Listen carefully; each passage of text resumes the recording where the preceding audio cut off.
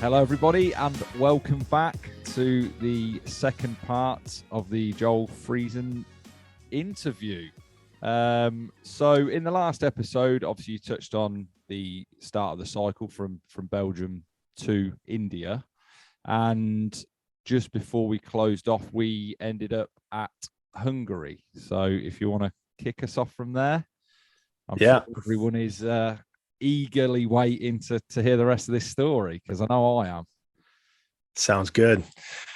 Yes. So I guess I should kind of give a sidebar of the whole purpose of the trip, right, is to raise money and awareness for survivors of human trafficking. That's the point. So just kind of the whole time we're going, wherever we could get on Wi-Fi, we're sending posts, updating about the trip, trying to raise money along the way. So as I'm painting this picture, you can just kind of see that in the background that's kind of the heart. That's what we're doing. Any people we meet, we're trying to talk to them about trafficking, understand what the situation is in their country when it comes to trafficking as well.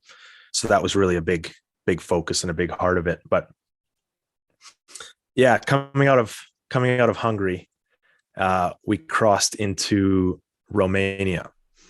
And Romania is a wild country. It's a beautiful place. I mean, it really felt like when we were moving out of Hungary and into Romania, it was like we were leaving the flatlands and heading up into the mountains. Like you could see them, these lush, green, massive mountains ahead of us.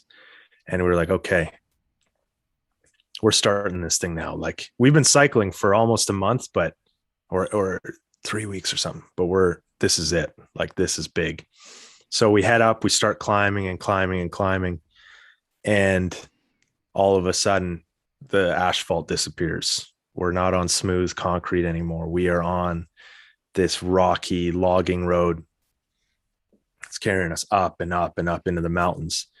And so we basically get up to the peak of this, and then we have to go down, which is much harder because you're like, I think I'm wrecking my bike. Everything you do, you're bobbing over rocks, boulders, and you're like, this is just ruining it. This is going to be the end of this bike or spokes or the tire or anything. Later on, we arrived at a little hostel on the other side of these mountains. And as I'm looking at our app mapping the route through Moldova and then into Ukraine, I noticed there's this little checkbox on the app, and it says all trails or highways only. And I had all trails selected. So I re-click, I do highways only, and I map the route we've just come. It completely dodges the mountain. It's just a direct, nice, easy, straight shot through to Moldova. And I'm looking at Brad. I'm like, dude, we are idiots. And he's like, well, we got a good story out of it. We were up and we found out we'd actually gone up one of the highest mountains in Romania on our bikes. We'd hauled and we walked most of the way. Like this wasn't really rideable going up. It was the rocks were too big. You lose momentum.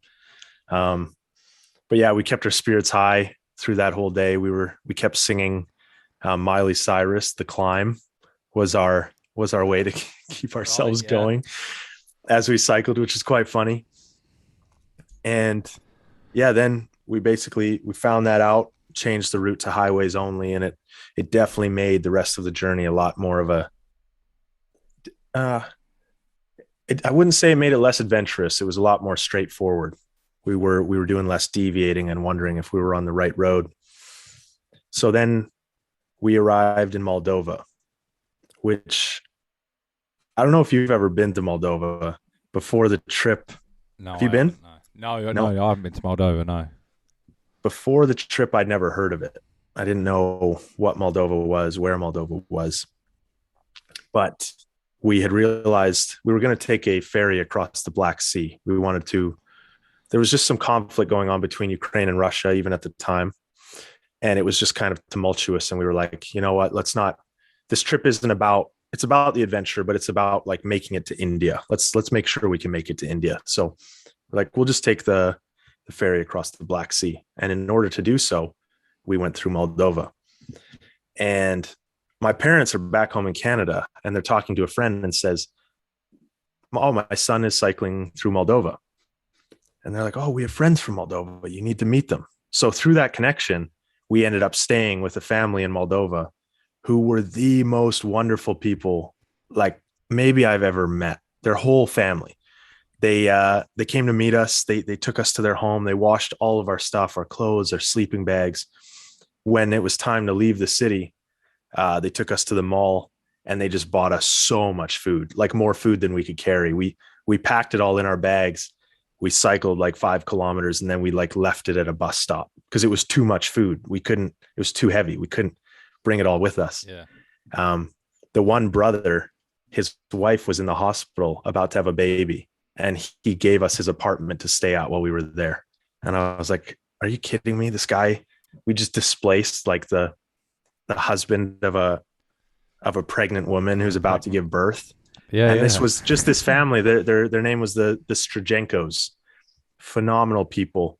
I actually flew back to Moldova twice after that, obviously years later.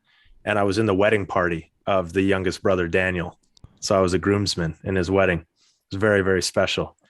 So they hold a dear place in my heart. Their family, really, it was like we had pretty much made it across Europe, and they were like that safe haven that allowed us to have a launching pad to continue forward.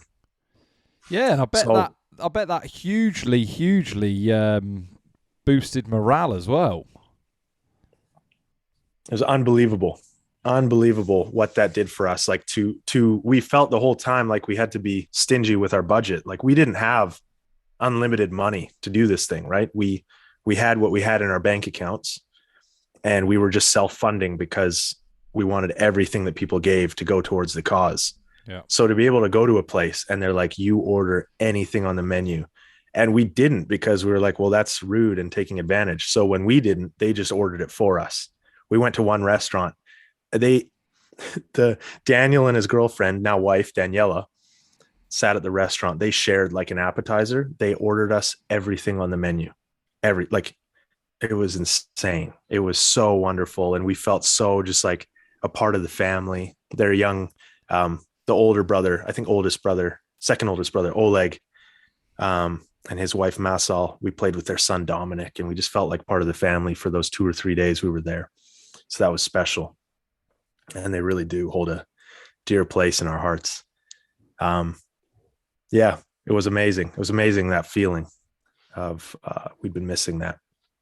Yeah, it's so refreshing for, to hear about a story like that, because, today's society, all we see, or all that makes the news is, the division in people, right? What people are shouting at each other and arguing at each other about, rather than, being sort of wholesome and just being nice to each other. And there's a sort of saying in England that the more north you go, the friendlier people get. Right. Which does stand true, and it definitely does on the roads, 100%. A lot of people will let you out the more north you get. 100%. Sure. Huh. Go on. It was funny that when you say that, like, I mean, we're posting some crazy stuff like, oh, we cycled this, we're this far, and they'd comment and stuff. But what really struck me was that what people were most surprised by back home in Canada when they were watching us on social media was how kind other people were.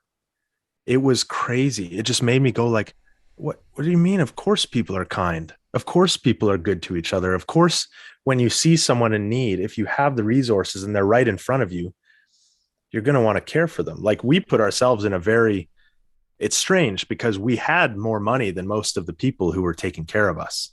It was a strange thing, but we put ourselves in such a vulnerable position that we needed them. We needed people to care for us, to provide for us. And it was a strange situation, but it really showed that people want to help. Like, Brad and I were both Christian.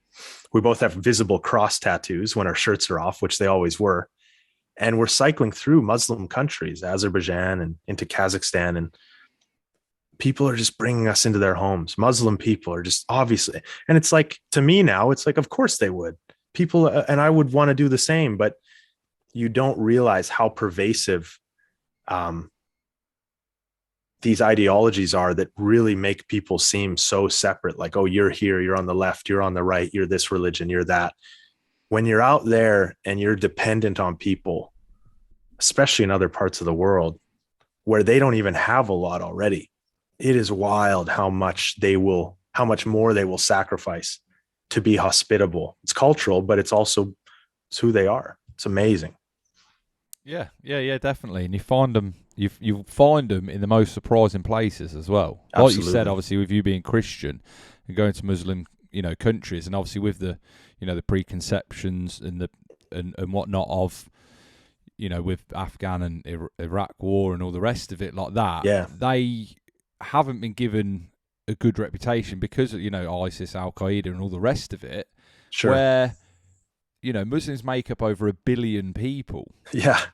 So and they outmatch almost anyone in the world. I mean, Sikhs are up there as well in terms of hospitality, care. It's built into their religion, their culture, how they choose to live their lives. It's phenomenal. Yeah, it's amazing. Yeah. So you were on the. Did you cross the? What were you on the Black Sea? Yeah, I was in Moldova, and Yeah. we headed into Ukraine, which obviously in the last 8 months or more now has been hugely in the news. And I guess that'll be later when this comes out. But yeah, again, I can only say the best things about Ukraine and the people we met there. Our time was very brief. We just cycled a short distance to Odessa. And we just spent a brief time there, but everyone we interacted with was lovely and caring and hospitable and fantastic people. And I think all of our hearts break for what's been going on there. And yeah, from Ukraine, we caught a ferry across the Black Sea. And the ferry was quite entertaining. It was basically us, a couple German girls were backpacking across Europe and into the Caucasus, into Georgia and Azerbaijan. And then a Chinese man named Tree and an American man named Andy Goga. Very entertaining. That was our little crew of people who could understand each other. And then otherwise it was just a bunch of Georgian and Ukrainian truckers. So we get on this ferry, and one night we're out there with Andy and Tree and we're playing poker. And this big Georgian trucker lumbers up to us, and he's drunk. He's swaying with the boat, and he swaggers up to us, and we're like, whoa, man, this guy's going to start something. And he lumbers up to us, and I'm like, okay, I'm just going to introduce myself. So I said, hey, I'm Joel. What's your name? He looks at me. He's like, you're ugly. I was like, dude, we don't have to start the conversation this way, dude. I know I don't look as good as I usually do. I'm got a gross neck beard and my hair is messy, but you don't have to say that.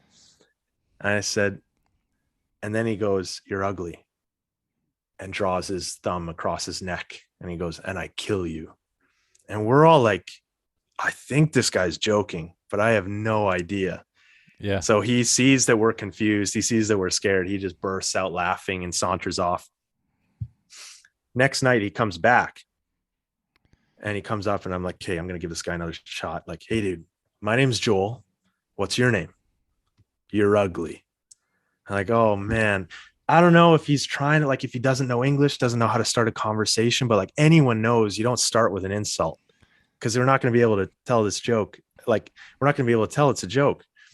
And I'm like, oh yeah, and you kill us. He's like, no, you my friends. Like, no, kill you. Okay, we're getting somewhere. So the next day we're getting off the boat. We've arrived in Batumi, the coastal city in Georgia. And the basically one of the staff members on the boat has taken our passports and is now giving them all back. And I'm like, hey, hold on a second. Can I see something? So I get this guy's passport and I flip it open, because I'm like, I don't know his name. I never got his name. I'm going to find it out. I open it. It's URI space UEGLI or something. It basically spelt you're ugly. Like, that was his name. So the whole time he hadn't been insulting us. His name was pronounced you're ugly. And we just thought he was being a total douche. So he was a super sweet guy. He after the trip, he added us on Facebook. He found Brad, and he like will sometimes just message Brad or me and practice his English, like messaging us. So he's a sweet dude, but just met in like the weirdest circumstances. It was quite funny. Yeah. It's not a. I don't know how prolific it is in Jordan as a name, but I certainly haven't heard that. Yeah. In Georgia. In Georgia, sorry. Yeah, no problem. I wish we'd gone to Jordan. Georgia though. Not a lot of people that I've met have been to Georgia, and I think that was maybe our favorite country on the trip. We basically pretty quickly left the coastal city Batumi, cycled up into the mountains, and we were having a pretty awful day. One day we were running low on food. It had been raining. We hadn't found Wi-Fi, been able to connect with friends and family. And after a few days without that, it starts to kind of wear on you. You have no connection with anyone but Brad. And we're riding, and we pull up to this kind of just nondescript little storefront in the middle of the countryside. There's nothing there. There's just a storefront. We go in, and this is a great story, but I'll try to keep it point form because that's kind of how it tells itself. We go into the store and we ask if they have any meat, because like for us to make it a good day after a really bad day, we'll just say, hey, we'll put meat in our pasta. That'll make it a good day. We need some protein. It'll feel good. Get some fat in there. We go in, we say, do you have any meat? They say, yeah, give us some meat. We buy it. Then the owner comes in. He sees us. He's like, his eyes light up. He's like, you guys want some water? We're like, yes, definitely want some water. We would not say no. When people offered anything, we would never say no. It's like, you guys like beer? We're like, yes, we definitely like beer. So he grabs a couple beers, takes us outside, doesn't make us pay for them. We're sitting outside chatting with him. It's like, you guys like swimming? Like, I don't know. It's like swimming, Oh, swimming. Yeah, we like swimming. Takes us down to the river. We jump in, go for a swim. There's like a natural sulfur hot spring there. We sit in that for a bit. It's like, you guys like nuts? Like, I don't know what that means, but sure, man. So we hop back into the car, rip up to this nut factory. He fills our shirts with nuts, just a bunch of nuts. He's like, these are for you. He's the Georgian Sambo champ. So he's like, for people who don't know, he's like the MMA champion of Georgia, essentially, like wrestling, combat sort of wrestling. And this guy's a beast, and everyone loves him. He's like the champ, right? So everyone loves him. He can do whatever he wants. And then he points over to this guy. He's like this chubby, sort of middle-aged guy wearing an old Brazil Ronaldo jersey. And he says, that's Aleko, very strong hand fisherman, very strong. So we're like, okay. He's like, you guys want to go fishing? We're like, Otar's his name. We say, Otar, we got to find a place to camp. Like, it's getting dark. We got to go. He's like, stay at my place tonight. Stay at my place. So we're like, okay, we'll stay at your place. He's like, then we go fishing. So we're like, okay. So Aleko hops in the car. We rip down back to the river. Aleko jumps in the river, disappears under the surface. Like, he's gone. It's about waist deep water, but we cannot see him. And we're in there up to our knees. He pops out of the water. I kid you not. It's going to sound like I'm making this up. He's got a fish in each hand and one in his mouth. This is the craziest thing I think I've ever seen. He pops out of the water, fish in each hand, one in his mouth. He's a literal hand fisherman. He would just go under and like kind of feel in the reeds and the mangroves kind of, and just grab fish. It was the craziest thing I've ever witnessed. So for about 2 hours, we walked down this river, and Aleko, I think he caught about 60 fish, and he's biting them. He'll catch it. He'll break its spine with his teeth, and he'll just throw it into the bucket that I'm carrying and then walk up the river. After we caught about 60 fish, it's thunder and lightning. He doesn't want to get out of the river. He loves to fish, but eventually Otar gets him out of the river. We head back to Otar's place. His mom, sister, and wife have been cooking ever since they found out we were staying with them.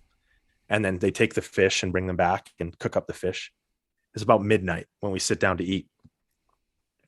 We're eating the fish. We're eating everything. It's amazing. They've invited more people. It's a huge party.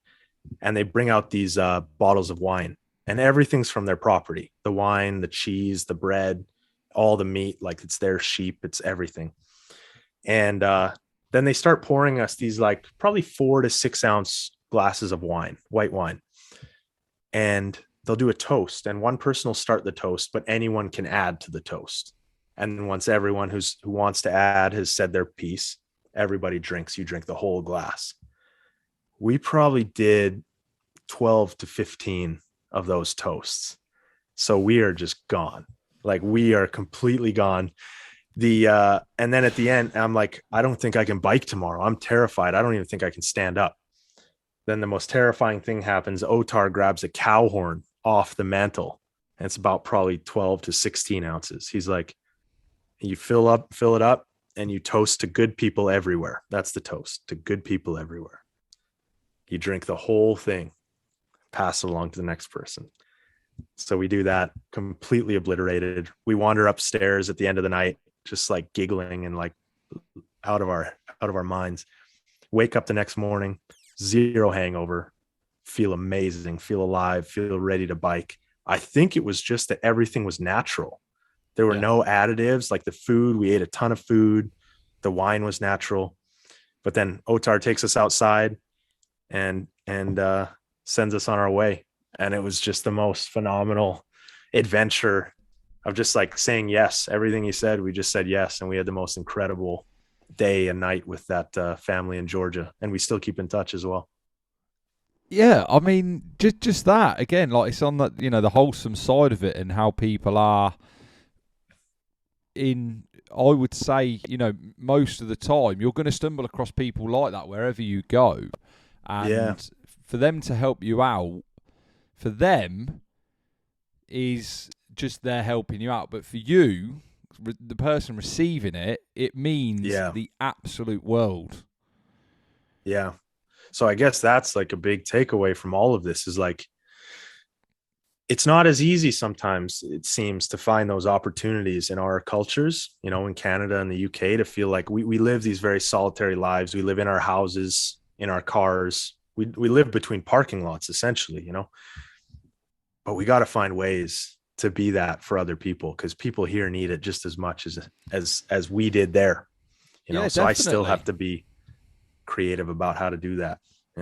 Yeah, definitely. I mean, that's one of the reasons why I started this podcast, was because I felt like, although, moving through life, I don't have these conversations with people. Right. And I almost have to, with certain people within my job, like I visit different places around the country, and I almost have to force people into conversation, because they just, they're just wanting to do their job and whatever, and I'm offloaded, and I'm like, oh, so, how long you been here? What what is your dream job? Did you have a dream job, or did you always want to work in retail? Which obviously the answer is always no. Yeah. And then we get into it, and then they ask me, and I'm like, oh, actually, and it's obviously, I want to talk about my podcast. I want to tell everyone about it. 100%. But just talking to people, I think it is a lost art, and it continues to be, obviously, with social media. And I use social media. I'm not bad mouthing social media by any means. I think it's an extraordinary use of technology, and it does sort of link people. But using this, like I said to you before we came on, like this is established connections with people that I've known for years, and within the 2-hour conversation I've had with them, I've felt like I didn't know them at all before the conversation. Right. Yeah, it's the willingness to, it's basically like, are you willing to live at a pace? And the podcast is a practical example of this. Are you willing to live at a pace that you can actually stop for people and take the time to understand them and hear their stories? And I think it's fantastic that you're doing it. And that family in Georgia was an example that we were on bikes, so we could stop. We had to be in India by a certain point, but we could stop for a night, and we could be with people. And that was such a gift. It was phenomenal. Yeah, definitely. So moving on then. So we've left. Yes. Was it Otar, wasn't it? Otar, yes. Otar, yeah. So we've left Otar then, and we're back on the road. We've left Otar. We're back on the road. Georgia's beautiful. The mountains. It's really mountainous. It's a phenomenal country. We didn't get to do any hiking there, even with our hiking boots that we were wearing that we talked about in the last episode. But phenomenal country, beautiful place, beautiful people, the food, the bread, the cheese, man. For people listening who want to go to a unique, beautiful place, go to Georgia. You got to do it. It's amazing. We enter Azerbaijan, and Azerbaijan is kind of our first taste of desert. It's sparse. It's beautiful in its own right, but in a wasteland wilderness kind of way. And we're cycling through Azerbaijan, making sure we're topped up on water. We arrive at a town called Sheki. It's this mountain town. And we booked a hostel there because we'd had a good stint since we last stayed in a hostel, and we booked a hostel there. But we arrived in town a day early. So we're like, I want to save money. I don't want to book another hostel for tonight as well. So we just posted up by this low stone wall, and this shepherd has got a sheep with him. He comes by us. He's this old Russian guy. He tries to talk to us. We're like, don't understand what he's saying, but we kind of start this game of charades.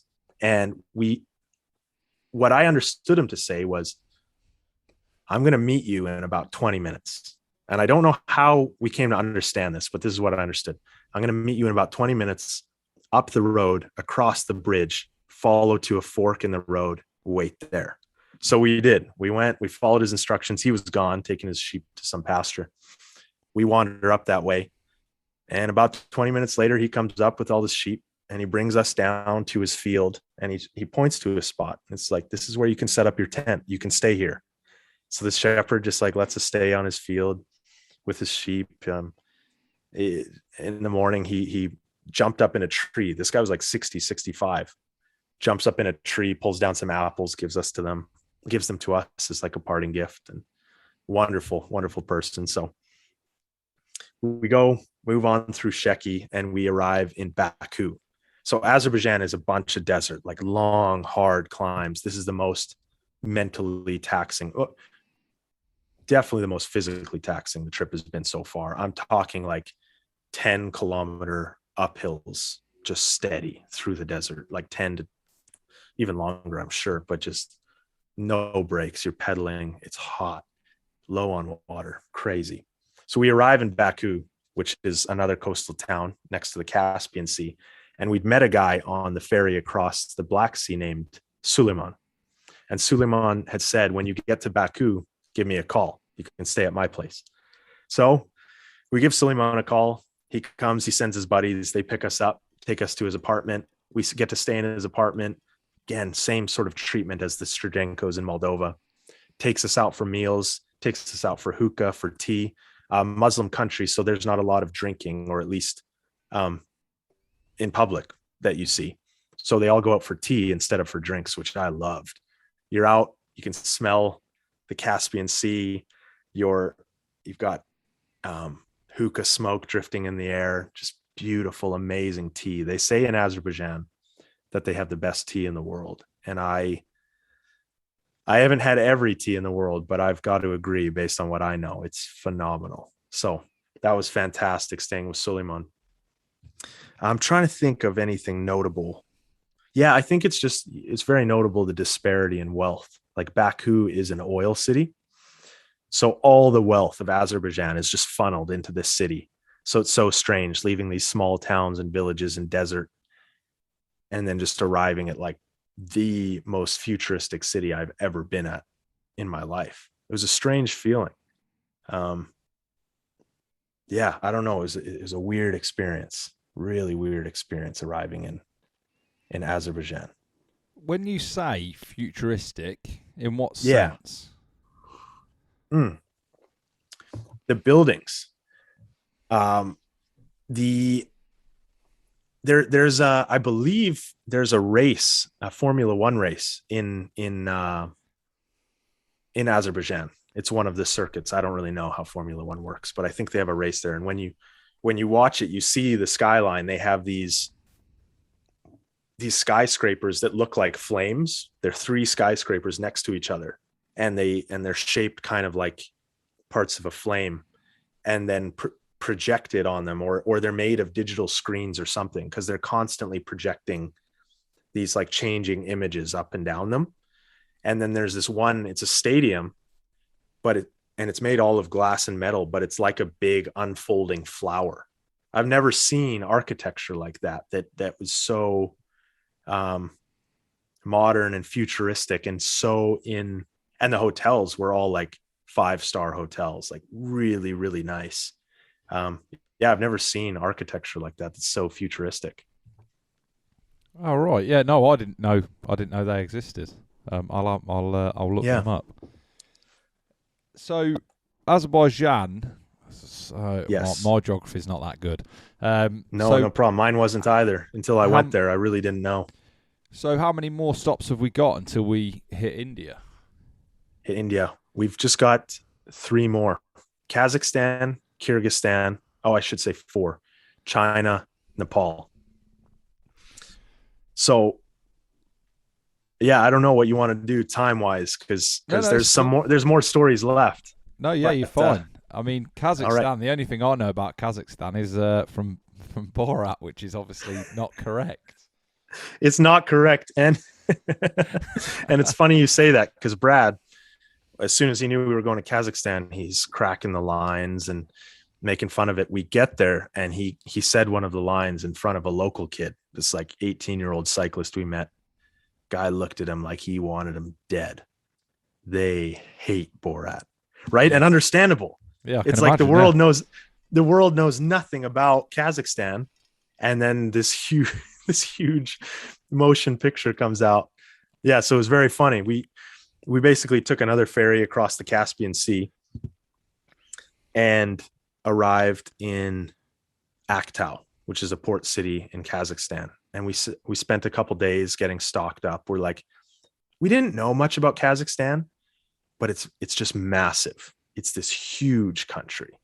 And we're like, something about it just felt like very, very frightening, very intimidating. It was like, okay, this is a beast. Like this is an animal, and we're going to try to make it across. Like we'd been in desert in Azerbaijan, but this, like looking at the map, there was nothing.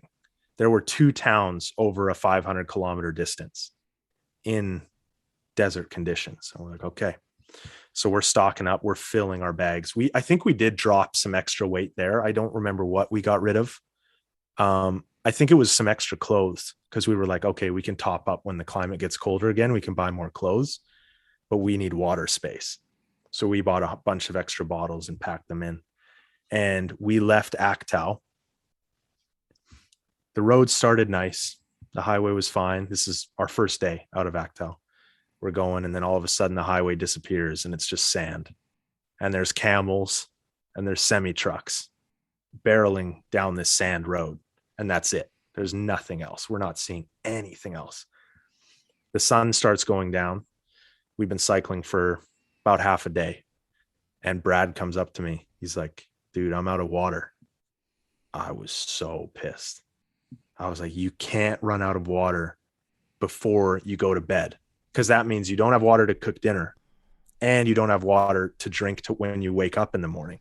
So you're going to bed hungry. You're waking up dehydrated in the middle of the desert. That is so scary.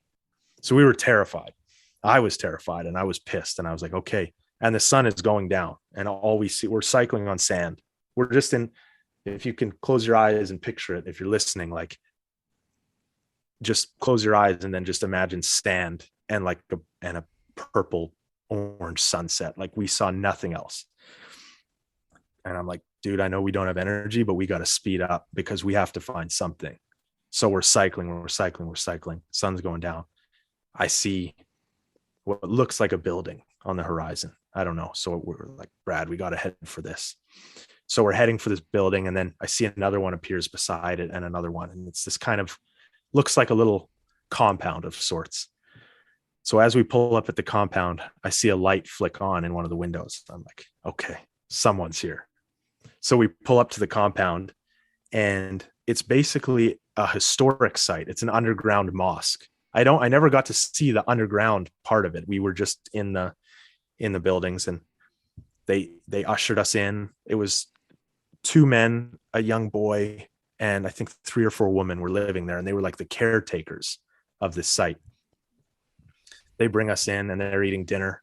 So we sit down at the table, and it's a low-lying table with cushions on the floor, and there's biscuits and tea and sweets, and it was unbelievable.